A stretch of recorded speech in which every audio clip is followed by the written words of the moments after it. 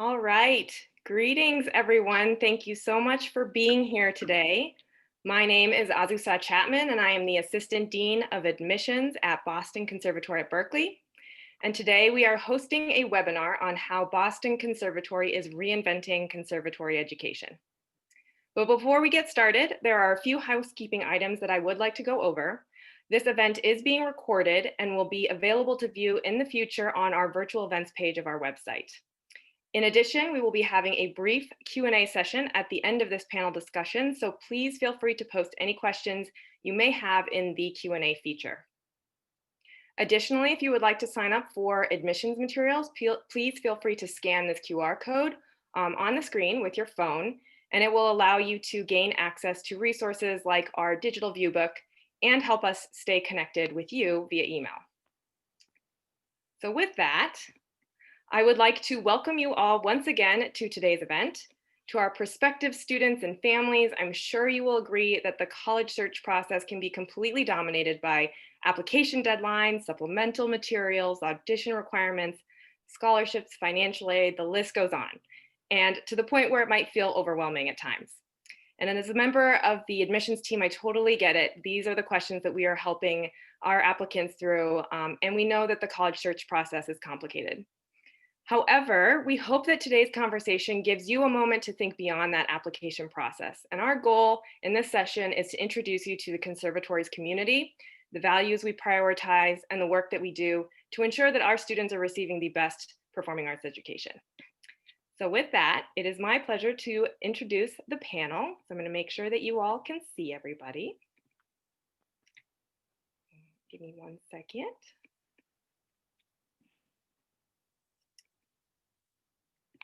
And as I introduce, if everyone could just say hello and wave, that would be great. So it's my pleasure to introduce Cathy Young, Senior Vice President and Executive Director of Boston Conservatory, Dr. Mila Thigpen, Chair of Dance, Scott Edmiston, Dean of Theater, Matthew Marsit, Chair of Instrumental Studies, Dr. Jonathan Bailey Holland, Chair of Composition, Contemporary Music, and Core Studies, and Patty Tom, Chair of Voice.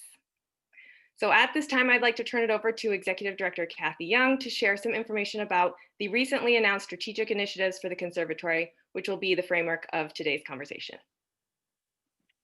Thank you so much, and welcome everyone. It's so great to have all of you here with us tonight.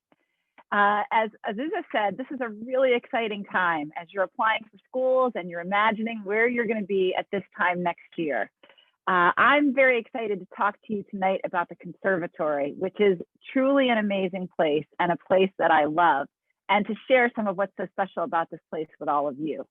So first of all, starting off, just some fun facts that I like to share. The Conservatory is 155 years old. We have a long history of innovation and firsts. We are the oldest performing arts conservatory in the United States. We have 3 divisions: dance, music, and theater, and grad and undergrad programs.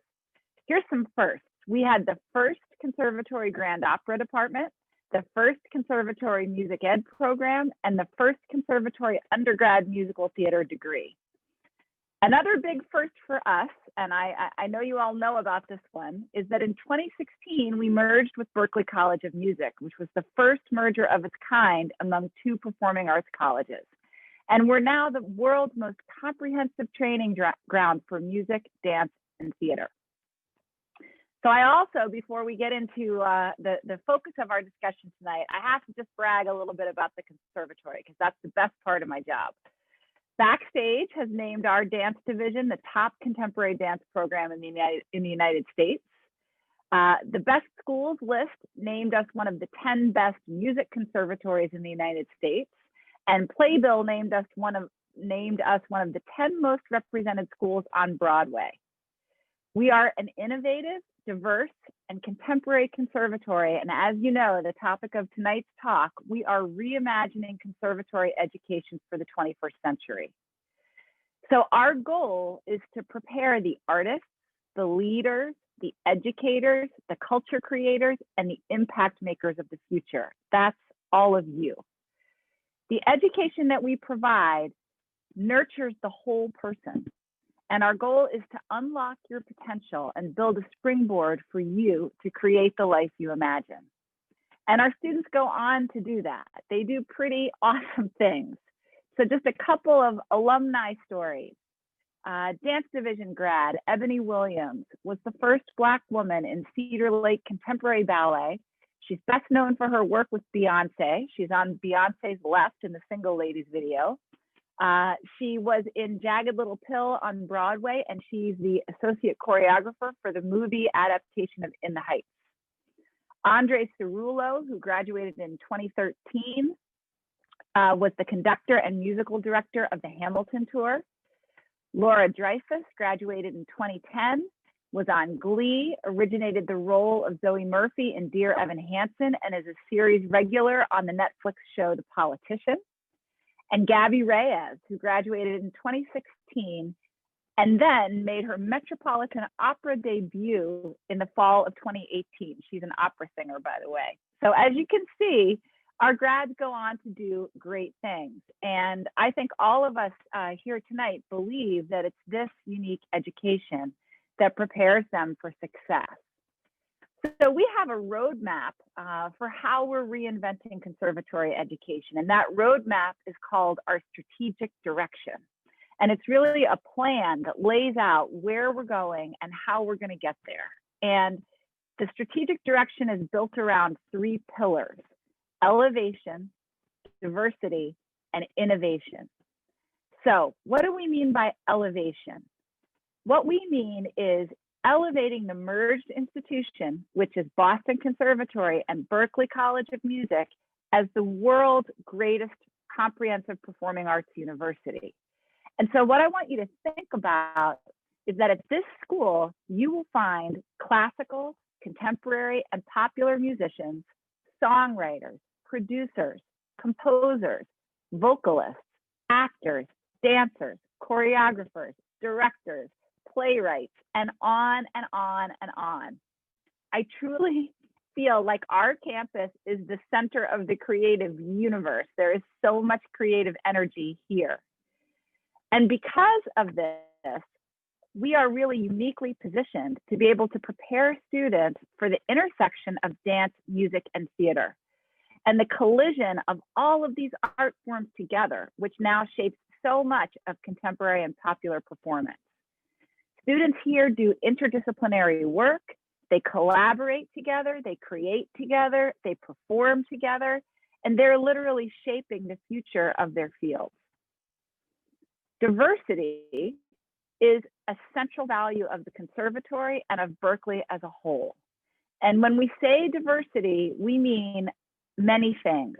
First of all, diversity expressed through the curriculum and performance. And I think some of our chairs are going to talk about that in detail with you. Diversity of voices, of perspectives, of approaches, and of aesthetics.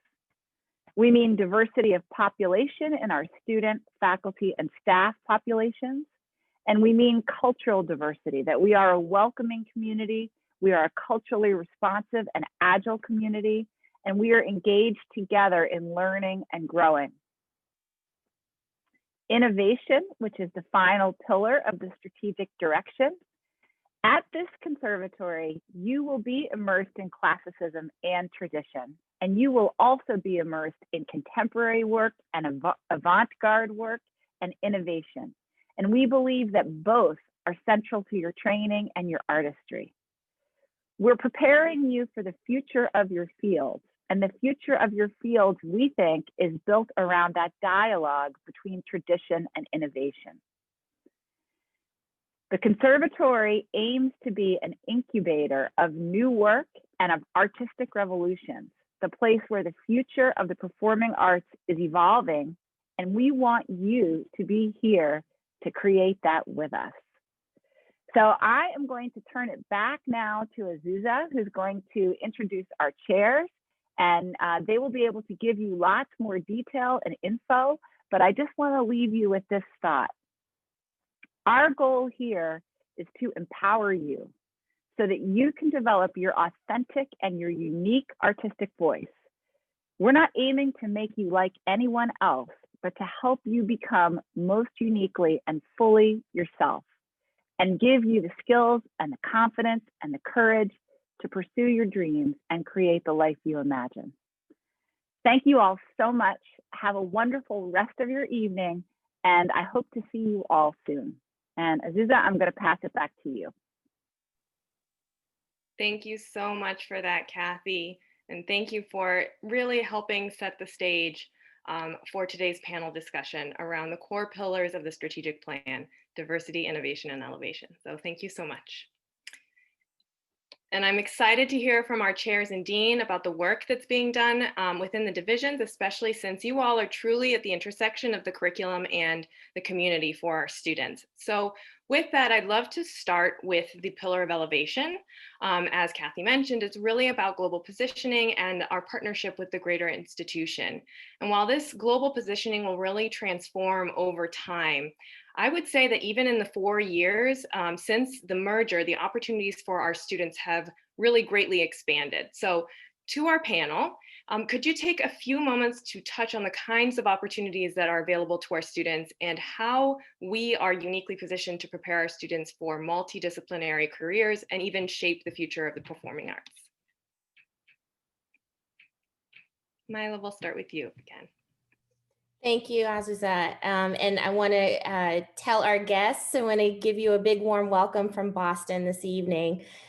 Some of the ways that our dance students have been able to take advantage of the merger and the global positioning is our opportunities to work with international choreographers. We have 3 major main stage productions every year, and we've been very fortunate to start to connect with artists around the world. And one of the reasons that's so important for our dance students is because these opportunities to work with these guest artists are basically mini auditions. They're mini internships. And so we're really excited that many times working with these artists in residencies, it leads to professional opportunities outside.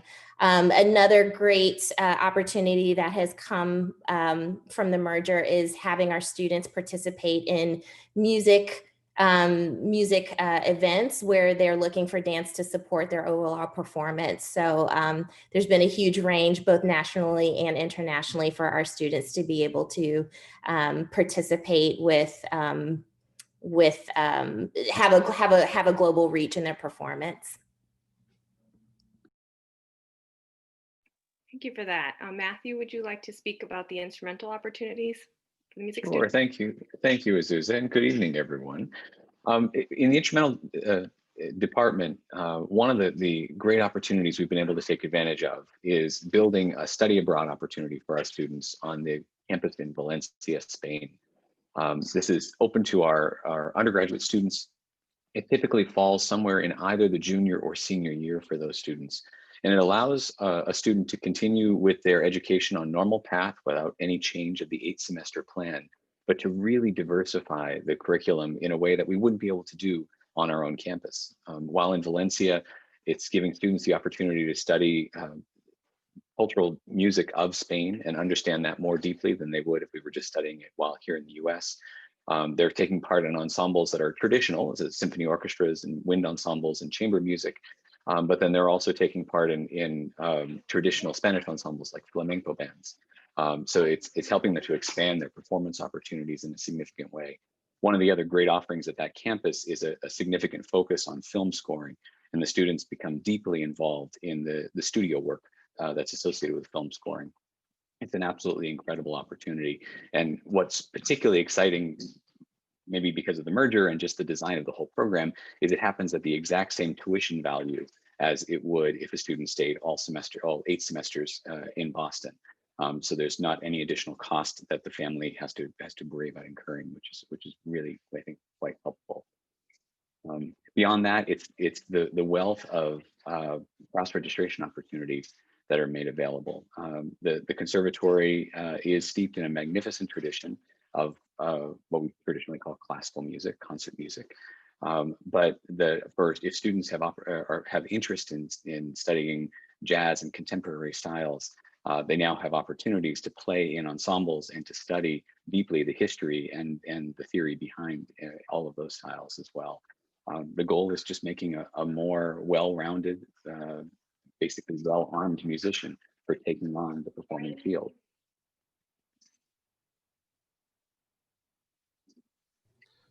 I will jump in next. I will try to summarize it since I oversee many different departments. In terms of opportunities for collaboration, in the composition department, we're very open-minded in terms of style and direction of our composers. We like to tout that our objective is really to get composers to embrace more of who they already are in terms of artists and what it is they're trying to say.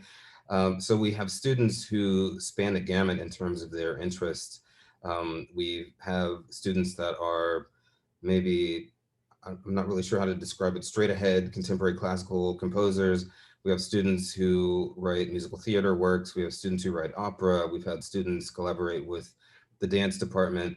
And we've had students take advantage of the opportunities that are now available through the merger to take technology courses or courses in other styles of music that might not be covered at the conservatory through the offerings at the college.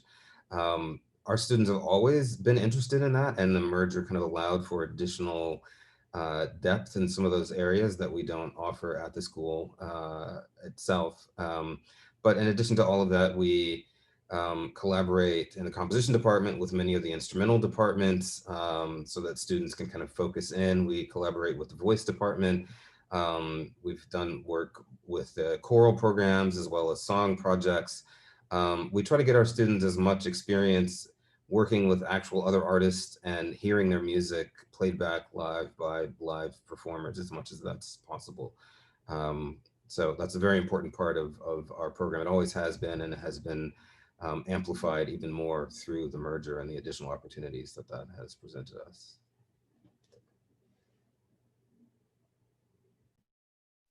Oh, Patty, you're muted. It's my first time on Zoom. One of my favorite things that singers do at the conservatory is the song project with the composers, and I'm so glad that Professor Holland brought that up because I'm really proud of it. It's an initiative that I started 17 years ago, and which means that a lot of music has been written for singers by their colleagues at the conservatory, and that's one of my very favorite things.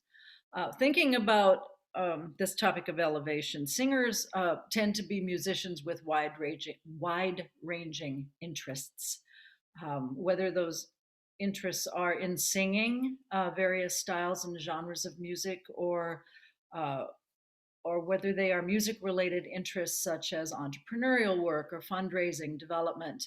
Our students get these experiences at the conservatory both through work study. So not all of this comes from coursework.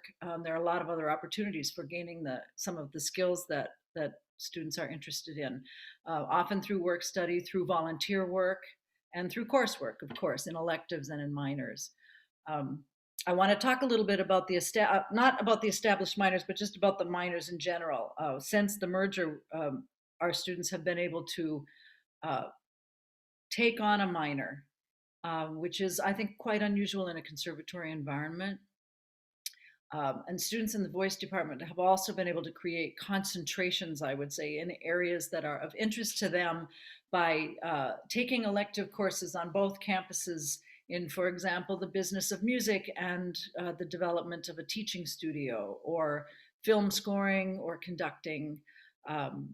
There are a whole wide range of established minors, but what I've noticed is that, and I think this is going to be the thing for the future, is that our students are inventing their own minors, which I love. I love to see that happen. And I love to talk to a student who said, well, ordinarily this isn't available to a conservatory student, but I made it happen. And I think that I made it happen is something that really speaks to what a Boston Conservatory student is all about.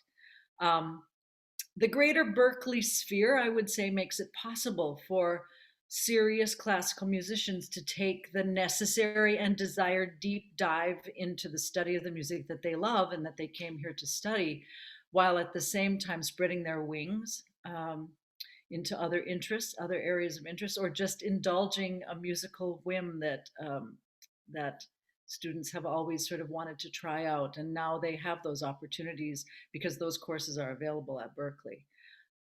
I have to say that if there's something you've always wanted to try, musically speaking, probably there's a class for it at the Conservatory or at Berklee that will make it possible for you to explore that. I want to say just briefly too that we are always cognizant that students who come to the Conservatory want to make a life in music. And making a life in music looks a lot of different ways. And I feel it is our job to help each individual student find what makes them tick and what really drives them as they move out into the world, into the economy and into the workplace. You know, there's not like a job fair at the end of Conservatory with a sign that says soprano jobs here. It doesn't work like that. But what it does work like is that if you figure out who you are and what you want to do in the world, we'll help you figure out how to do that. And I think that's one of the things that we do extraordinarily well. And it's one of the things that our students do extraordinarily well. They go out into the world and they make things happen.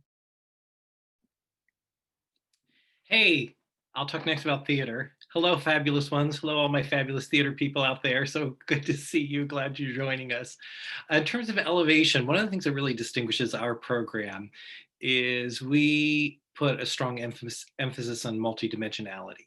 So many theater programs, and historically, there's been an adage in the theater that in order to succeed, you have to be a triple threat, meaning you sing, dance, and act. We reject that notion. Why should your interests and talents be limited to 3, right? What if somebody said to Lin-Manuel Miranda, no, you can't study composition. You can only sing, dance, and act. Think how bereft our art form would be, right? So we want to cultivate all of the dimensions in you. Maybe you want to be a playwright. Maybe you want to be a producer. Maybe you want to write and perform and produce your own work. So we say yes to all of the dimensions of you. And also we don't view your talent as a threat. We view it as a gift that should be nurtured and celebrated with joy. So we focus instead on authenticity, on agency, and on radical generosity. As Mila said, we have internationally trained faculty, international faculty. We bring in professional guest directors, music directors, and choreographers for our productions. In the past year, we've had some fantastic master classes and professional development opportunities. We have something we call the Spotlight Series, in which we have an opportunity to learn more about the profession. We've had master classes with Sutton Foster and Chita Rivera. We have several professional partnerships, including Barrington Stage Company for our summer MFA program. Goodspeed Musicals and Speakeasy Stage Company in Boston is one of probably our leading professional partnership. More than 20 students last year appeared in professional Boston area productions while they were enrolled in school. And one of them, Aaron Patterson, who was a junior, won Boston's version of the Tony Award, the Elliot Norton Award for Best Actor in a Musical. We're really proud of that. We offer courses in entrepreneurship, business of theater, how to be a producer, and something that will benefit all 3 divisions is Berklee's about to open a satellite campus in New York City, Berklee NYC. We think that will be especially valuable to us in the theater division and really give us a foothold in the center and the heartbeat of the theater world. Back to you, Ozzy.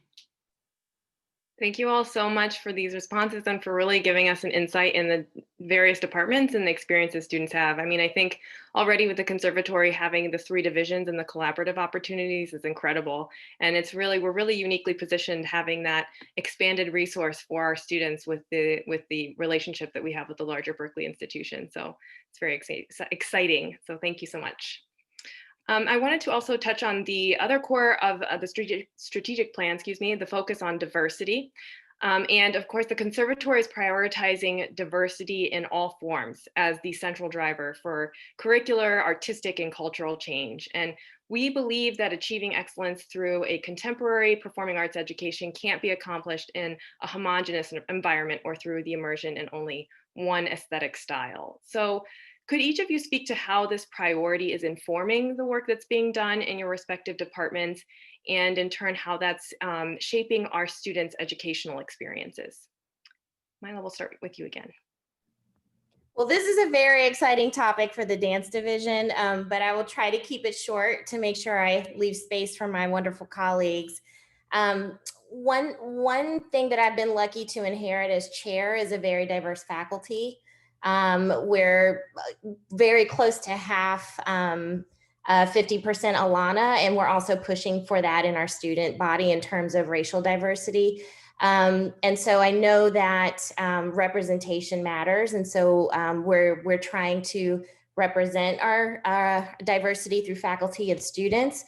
And with that, we also invite and celebrate diversity of thought, and diversity in all kinds of ways, not just racially, but we've been able to celebrate students, transgender students. We've been able to celebrate, especially in dance, body diversity, which is something that we don't talk about as openly, but you don't have to be a certain kind of size to audition and be accepted at the conservatory. You just need to be a really good dancer, or a good solid dancer who's open to being open to being poured into with all that we try to offer as faculty. The other thing that I think that makes the dance division here unique is that we started, I think we're in our third year now, but we started our own diversity trainings. So all of us, regardless of our backgrounds, are making a solid and firm commitment to creating an equitable environment and equitable educational space to the best of our ability. We're not perfect. We don't get it right all the time, but we're certainly putting a lot of energy and effort into what it means to continue to create and innovate in a space of equity in education, in arts education specifically. I'll jump in a little to talk about instrumental music, though it's not easy to follow, Mila, really ever. But our focus on diversifying the work that we do is really looking at the type of music we study and understanding our role at a conservatory, right? So much of music really begins at this level, right? And the goal is that we can help celebrate and study the music of a more diverse population more deeply. If we can integrate it more completely into our curriculum, into every performance that we offer, that will have a trend that carries through the field. We understand that it's important work that has to happen, but we also are recognizing that it can't happen overnight. It's a gradual evolution. Some of you may be noticing some delicate adjustments that are beginning to take place in our audition requirements. We're slowly making those changes because we are coming against the forces of 400 years of one sort of way of viewing this art form. So we want to make those changes, and we want to make them thoughtfully and carefully, and really celebrate every voice that we can. I really appreciate the way Mila puts something that I know we all celebrate, this idea of a diversity of thought. It is about more than just race or gender or ethnicity. It's really looking at every aspect of diversity, and that includes the approaches to music, the types of music, the styles of music. There are some conservatories in this country where musicians are not looked upon favorably if they're a serious classical artist who's studying a contemporary music style, a popular music style, and that we celebrate that in a different way at the Boston Conservatory, and we're really quite proud of the wide range of musics that our students have the opportunity to experience. I'll jump in from there to talk about the three areas I oversee. Our core studies department really prepares students with sort of the foundation of what they need to be successful as current, contemporary, if you will, in all its meanings, classical musicians. And the department really makes an effort to look as broadly at music as possible while preparing students specifically for the careers that they come to the conservatory to have. But we offer lots of electives and seminars and a wide variety of music, and we're always cycling through and coming up with new ideas for students to tackle. In the composition department, as I mentioned, we are all about students fully embracing their own voice, which in and of itself means we have a diverse range of students. In addition to that, the students encounter guests, ensembles, and composers. And just this past week, through the, I was going to say through the convenience of Zoom, but through the, I think, awakening we have all had that you actually don't need to be in the same place to talk to other people.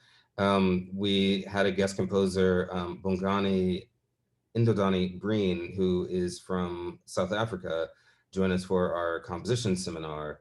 Um, and so just one example of how we're able to sort of have a really broad reach in terms of who we have and who we bring in to speak to our composers.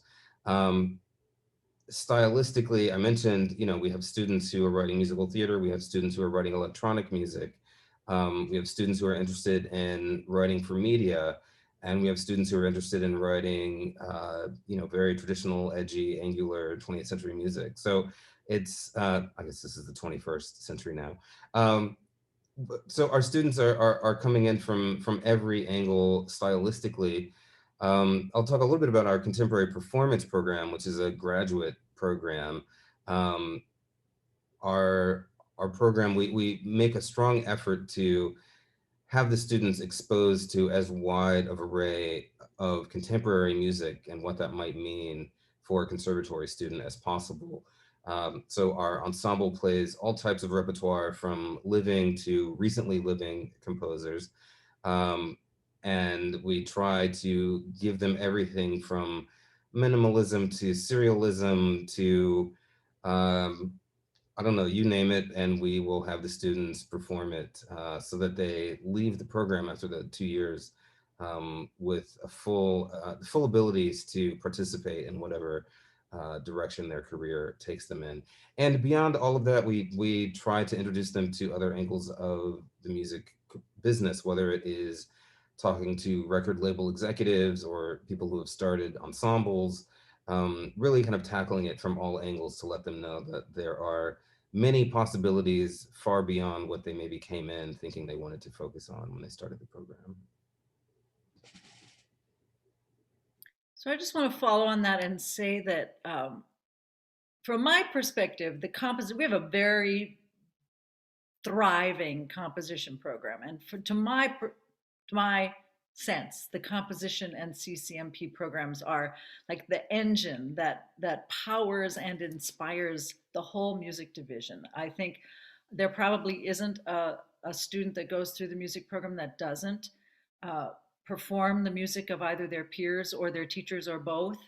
Um, and they really value that opportunity to create something new that hasn't been performed before, that feels like theirs. And I think this is part of what really makes the conservatory so special, is that not just contemporary music, but the contemporary music of people in our community, members of our community, really is central to what we do. And I really do think that once you've performed a few brand new pieces, you go back to Schubert with whole new eyes. And that's a really important aspect of our training, and in my humble opinion. Um, but back to diversity. So I've been at the conservatory for 17 years. And in all that time that I've been here, diversity of both representation within our population as well as in our repertoire has been key to the mission of the school and of the mission of the voice department. Long ago, we established two recital series that I really love.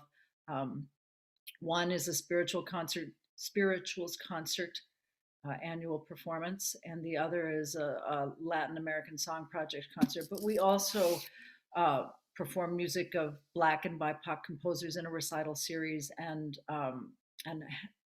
for the last couple of years have had a recital series called Unheard, the music of women composers, highlighting songs by female composers from the Baroque to the present moment. And I see more and more of that happening, both curricularly as well as being generated by our students. And I love those. I love those projects that are student generated and then become part of what we do every year. And Unheard is one of those concert series.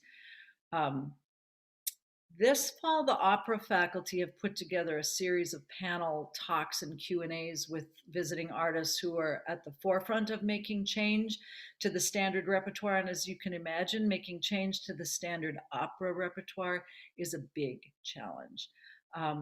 But these conversations have been about Black voices in opera.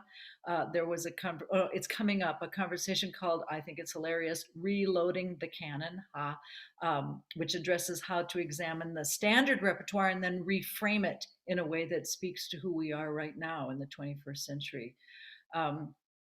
There's a program on Latinx voices in opera and a program called Expanding the Repertoire, discussing how to find new and rarely performed works by underrepresented composers. So this is, of course, work that is never ending.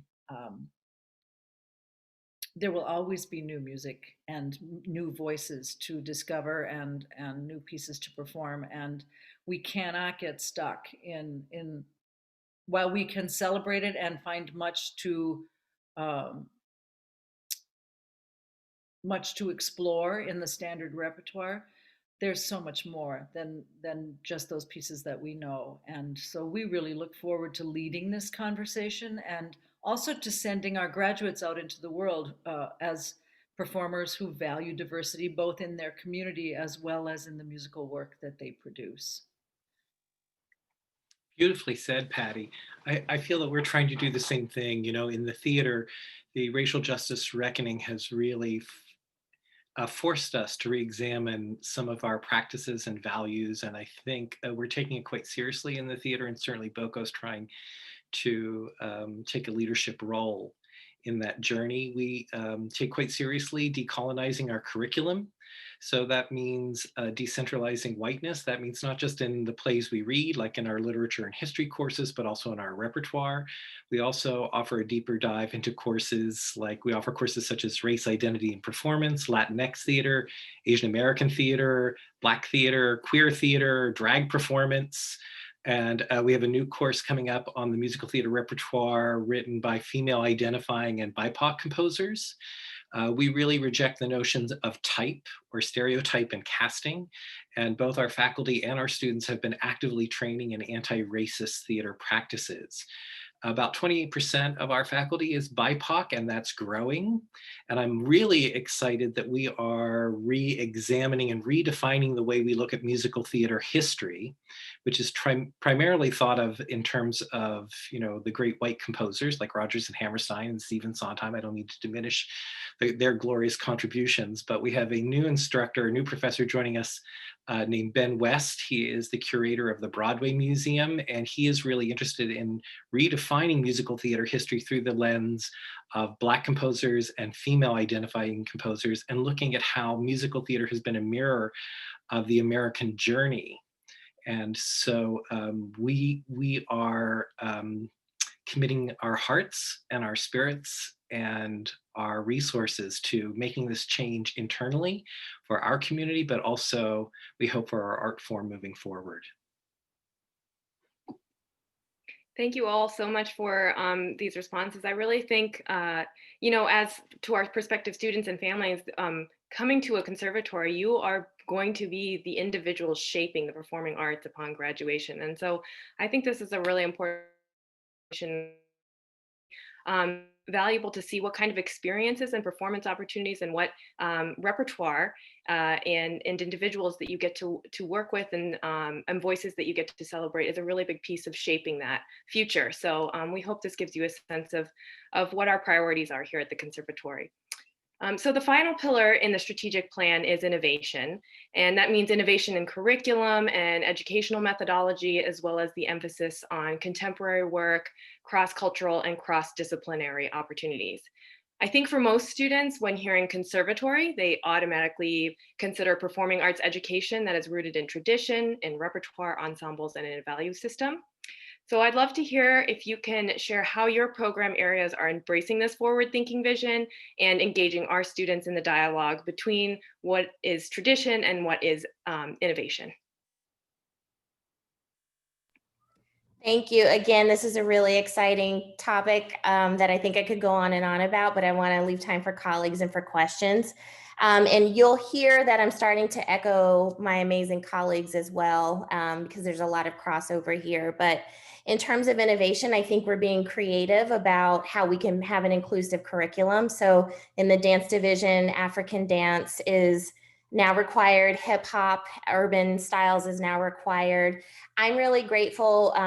People forget that I'm actually a BOCO alum. So even though I'm classically trained, I had the good fortune of creating a salsa class for credit, and a class like dance and pop culture where we can come in and say, hey, let's look at Beyonce's Super Bowl performance. Why was this so heavily critiqued by the mayor of New York? And we can use some theoretical approaches to thinking about how art is impacting our everyday lives. Other classes that have fallen out from our trying to have new approaches to classical ideas is decolonizing ballet. We've revamped dance history, thinking about whose voices are missing from the traditional narrative. And I do think that there's a way that we can raise the bar a little bit to get away from the cancel culture and really embrace all of our history in a way that is informative for our path towards innovation. Some other maybe obvious ways that we are having to innovate is being in the Zoom world. So we have classes like Dance on Film and Dancing Technology Labs that are really, really coming in handy right now in our remote curricula. I know there was a question about collaboration in the Q&A, but I think it does speak to our innovation and the way that all three of our divisions are working together to create classes and curricular opportunities for those cross-divisional experiences, because there's nothing like opening our communication even through the diversity of our divisions. So I know, for example, in dance, we have a composition class, and our dance composition students work with music composition students, and they have a collaborative performance. So that's just one example of the ways that we're finding opportunities to collaborate with one another. So in the instrumental department, Miley hit on it perfectly. Obviously, we've been thrust into some levels of innovation we maybe had not expected if it was even as far back as January of this given year. But it's the fruits of this experiment that we're currently living in have borne opportunity that is helped to accelerate a change that we were in the process of making anyway. We're integrating two key important, I've used the word pillars, though I want to be careful in the framework of today's conversation not to borrow that term again, but into the curriculum that's spread throughout the instrumental studies division. And that's offering some focus on recording and production technologies, as well as a focus on health and wellness for musicians, finding balance in their lives and understanding what it means to be a centered musician and how that affects your art, not only now, but in the long term and longevity of your career. Obviously, the technology aspect, when we talk about recording and production, has become critically important in this past semester. But it's something that will absolutely continue through the work in our curriculum. We're looking at the field as it currently stands, and the reality that the situation that we're in and the evolution that's been happening in the field for instrumental musicians is creating more opportunities for studio style recording work. We want our students well positioned to really steal those opportunities from the market as quickly as possible, and to become leaders and innovators themselves in their creativity. One of the other curricular innovations that we're proud is a partnership that's been built beginning as back in I believe it was 2018. We built a partnership with the Silk Road. If you're familiar with Silk Road, this is an organization that was started by Yo-Yo Ma something like 22 years ago, with the mission of bringing together the world's musics, all of the different traditional styles, or what might be deemed classical styles, but of the non-Western tradition, right, of truly from around the globe, and finding commonalities and sharing the stage and exchanging those musics with a real focus on improvisation and creation that offers respect to that musical form. And we're excited that Silk Road is a regular part of our faculty and our teaching team at this point. This particular semester, we have a team of 9 Silk Road artists that are meeting with our students weekly to share ideas on exactly what I'm describing. There's sort of a principal focus on the creative artist and what it means to be an artist in the 21st century, but then that blends itself into improvisation and creation in sort of in a new realm of thinking of music, thanks to exposure to the world's wider musics. It's an incredible opportunity. If we were projecting down the road, within 2 or 3 years, this will open an opportunity to be creating a minor in artist citizenry that will be sort of focused on the work that we do with Silk Road, so that students can enhance their degree learning in very close partnership with these truly world-class artists.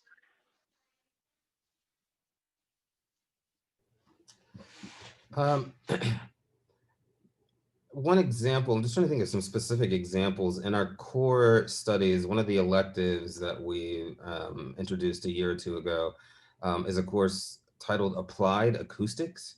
And so we have a sort of a traditional acoustics class, and we have this applied acoustics class in which the instructor has the students working in the kind of theater workshop, building instruments.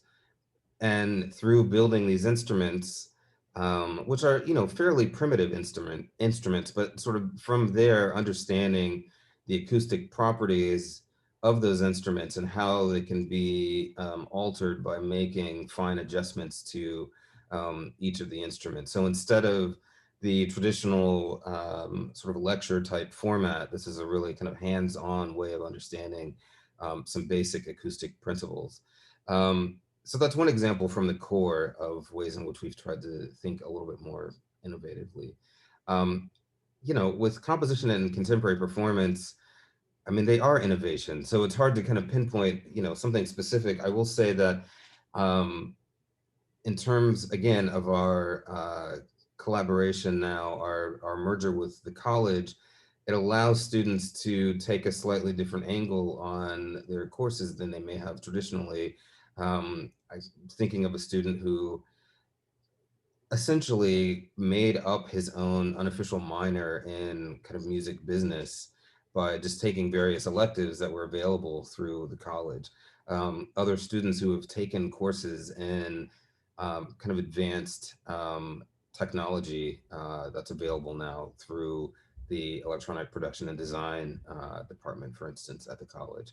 And even in our own curriculum, Tina Talon, who is one of the composition faculty members, teaches our electronic music course, which is a 2-semester course required for undergraduates, in which they use all freeware. And so it's a course that really allows students to dive into electronic music using whatever resources are readily available to them and not requiring them to buy hundreds of dollars of fancy software in order to get that experience. And I think our contemporary performance program is an innovative program in and of itself, and that it is for a student at the graduate level who doesn't want to do the traditional track as a performance major, students who are maybe not necessarily interested in playing in the orchestra or even playing in a traditional ensemble, but rather want to kind of think outside the box, create their own path. And we allow them to some degree to do a little bit of their own shaping of their program, as well as partaking of the curriculum that we've structured for them as well. So those are just sort of 3 examples in each of the different departments of how we try to push the idea of innovation. Innovation in the voice department, I would say, has manifested more in the ways we talk about art and why we do it rather than specifically in the curriculum. And often I'm finding these conversations really led by our student body are centered around social justice and issues related to social justice. Our opera faculty has always been committed to performing works that challenge performers and audiences from the social justice perspective.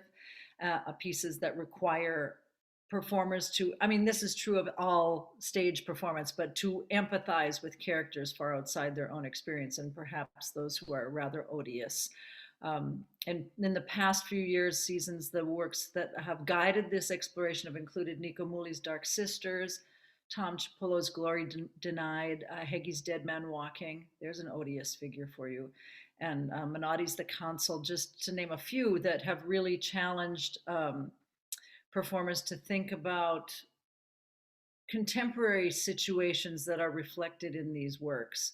Some of them are contemporary situations themselves, but others, like The Council, really reflect global issues that we all have to be grappling with right now, and kind of working our way through them. And I think that's one of the things that art can do, is help us work our way through these just thorny situations that we don't know how to think about. So each of those pieces certainly challenged us to think about polarizing, difficult situations and polarizing and difficult people in ways that help us to understand both the events and the people who drove them. Much of the innovation that we do as a voice department is community-based, of course, because singers are communal animals. They like to do things together. They like to do things for people. They like to work in groups. And so naturally, our choral program has been an institutional leader in both discovering and performing a wide range of repertoire, but also exploring as a group a wide range of social issues, ranging from cultural appropriation, in art, to questions of wellness and healing through art making. And they've had some really robust and influential conversations as a group, as a very large group of musicians. Through the voice department's two graduate pedagogy programs, the MFA in music theater pedagogy and the Masters in Pedagogy, vocal pedagogy, we're constantly developing new partnerships, both within the Boston area and now remotely as well. We've got students teaching, students in the pedagogy program teaching kids in New York City who otherwise wouldn't have access to vocal instruction. And that's what I think most of our partnerships are aiming to do, is to reach constituencies who cannot reach us, who for whatever reason can't access the vocal training that they want and deserve to have, and they deserve good training, and that's what we go out into the world to provide, is high level training to young singers who can't access it another way. So through these alliances, we've been able to not only help these students reach their musical and vocal goals, but also to figure out to kind of navigate their way into next steps. And what I see coming from all of this is a stronger sense of service amongst our students, something that I have always really appreciated about BOCO students.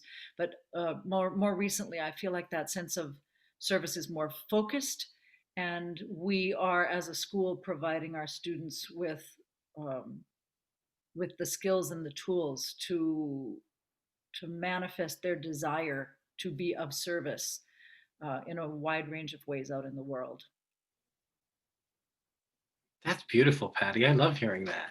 Hey, just to bring this full circle, based on what Ozzy said, when you think about conservatory, that word suggests conservative, right? Or conserving, protecting the past.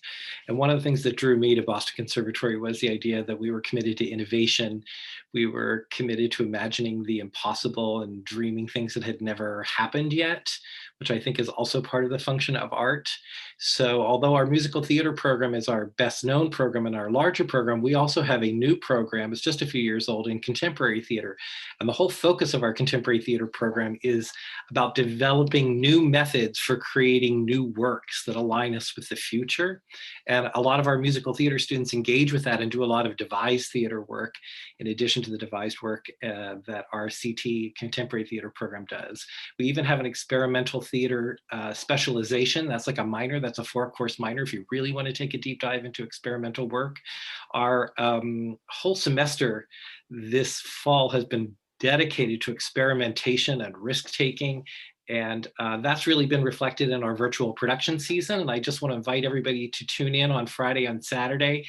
You can find it on our website. We are doing a production of Fugitive Songs, a new musical, and it's free. You can just tune in and take a look at what we're up to, and that'll give you a real concrete example of our commitment to innovation. I would say we are really in our hearts, we are really interested in exploring new forms of theater that haven't even been invented yet, not even been imagined yet. And I hope some of you will want to come and dream with us. Thank you all so much. This has been such a really engaging conversation, and I'd really love to hear or learn more about all that's happening in each of the departments. I know the event started a few minutes late due to some technical difficulties, so I did want to give the opportunity to answer at least one question. And for those of you who have submitted questions and we don't get to them, I will be following up with you all individually. So if you have questions, of course, feel free to submit them in the Q&A. But we do have one question that I think might address some of the others that are out there. And it's this question: in terms of diversity and speaking on the topic of classical training, how does the faculty interact with the concept of grit and growth capabilities versus talent and training?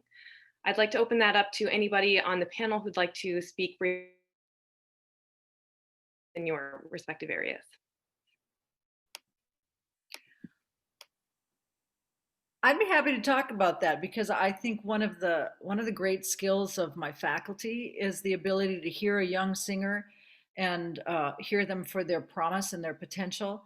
And we would hope that grit and growth are part of every one of our characteristics of every one of our applicants. But you know, young singers, they're not always fully developed. They haven't even owned their instruments that long. So we're definitely looking for potential in our applicants, and we are not looking for a polished, finished product that can, you know, quit school and go off and have a career, because what's the point? No. I agree, Patty. I'll take it even further and say that talent is not just a gift that you're born with, and it's not just about your experience. It's about a sense of possibility that you have, right? Like it's aspirational. Talent is aspirational, and so we're really interested in possibility, not just what you were born. You know, you may have a particular aptitude, but it's a curiosity, it's an interest, it's a passion. Instrumentally, it's very, very much spinning on what Scott just said. It's about passion. It's about drive. I mean, there's an understanding that not everyone comes with the same access and experience, and that's completely respected and understood. And as Patty said so beautifully, frankly, that's why you're coming here, right? You don't have all the tools yet. You're coming to us because you trust and believe that we can offer you those tools. What we're looking for is a student who's hungry, who's eager, who it wants to explore opportunity and is willing to think outside the box and understand that, yes, this is a little bit scary and a complicated and at times a hard and ferocious career field, but there is also none more exciting. To live life as an artist, to express, to frankly, to be a controller in society is an amazing opportunity. And that's the type of individual that we're trying to seek out. That's why the audition process often involves some conversation, involves some actual back and forth, not just stand behind a screen, play your horn, walk out of the room. We don't want to hear anything more. We want to know who you are and what excites you. And that's so key to all of this. So I'd say bring it on, please. Bring all the grit you can find. Thank you all so much. We are going to wrap up this event now. I'm going to just quickly share my screen once again to share a couple of items. So just a few reminders for you out there who are looking at starting a program. You can apply online at berklee.edu/apply, and we do have 2 application deadlines. Take advantage of our reduced app fee through November 15th and be considered early action for undergraduate candidates, or you can apply by December 1st in regular action. And we understand that it's difficult to come to campus and do a campus tour right now, but take a screenshot or scan this QR code and you will get access to our 360 virtual campus tour, which is a really great opportunity to see our campus, see the facilities. And what's really cool is you can actually move around the space and see all the way around you. So highly encourage that. And of course, if you have if you would like to hear more conversations with faculty in the dance, music, and theater divisions, we have upcoming spotlights taking place this week. In addition to that, if you would like to connect with an admissions representative to ask questions and follow up and learn more, we are at a number of college fairs and have drop-in hours with admissions in the coming month. So take a scan of this QR code. It will take you to our virtual events page, and we would love to get connected with you. And that concludes our event. If you have questions for us, you can contact admissions at bcb@berklee.edu. I'm going to stop sharing my screen and just say thank you once again to our wonderful panel for this really engaging conversation and for showing these prospective students and families who we are. I'm really excited to have you all here and really appreciate your time. So Thanks, thank you Ozzy. to everyone. Thanks, Thank everybody. you. Good night, Thanks, everyone. Have a Bye. great night. Thank you.